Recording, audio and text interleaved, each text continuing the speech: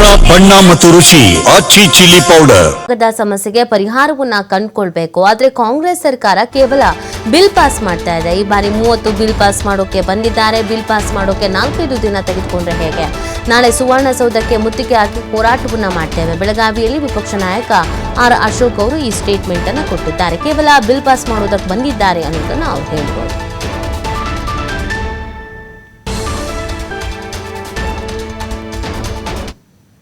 ಪರಿಹಾರ ಕಂಡುಕೊಳ್ಬೇಕು.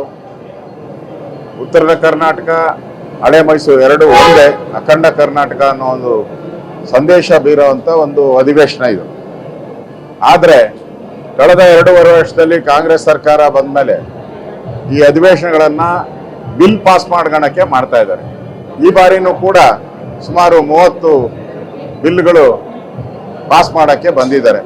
ಇದನ್ನೆಲ್ಲ ಬೆಂಗಳೂರಲ್ಲೇ ಮಾಡ್ಕೊಬೋದಾಯ್ತು.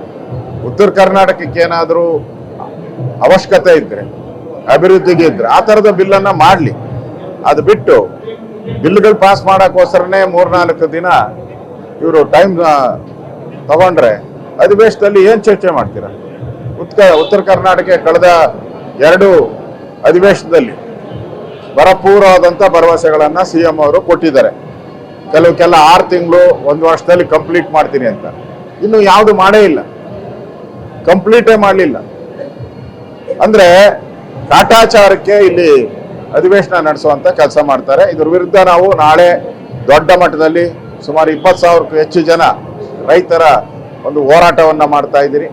ಉತ್ತರ ಕರ್ನಾಟಕಕ್ಕೆ ಆಗಿರೋ ಅನ್ಯಾಯ, ಕಬ್ಬು ಬೆಳೆಗಾರರಿಗೆ ಆಗಿರೋ ಅನ್ಯಾಯ, ಸಾಗುವಳಿ ಜಮೀನನ್ನು ಕೊಡದೆ ಸತಾಯಿಸ್ತಾ ಇರತಕ್ಕಂಥ ಸರ್ಕಾರ, ಈ ಎಲ್ಲ ರೈತ ವಿರೋಧಿಯಾದಂಥ ಸರ್ಕಾರ, ಹೇಳಿದ್ದೇನು ಮಾಡಿದ್ದೇನು ಈ ವಿಚಾರಗಳನ್ನು ಇಟ್ಕೊಂಡು ನಾಳೆ ವಿಕಾಸಸೌಧದ ಮುತ್ತಿಗೆ ಹಾಕುವಂಥ ಕೆಲಸವನ್ನು ನಾಳೆ ನಾವು ಮತ್ತು ನಮ್ಮ ರಾಜ್ಯದ ಅಧ್ಯಕ್ಷರು, ನಮ್ಮೆಲ್ಲ ಮುಖಂಡರುಗಳು ಕೂಡ ಹೋರಾಟವನ್ನು ನಾವು ಮಾಡ್ತಾ ಇದ್ದೇವೆ.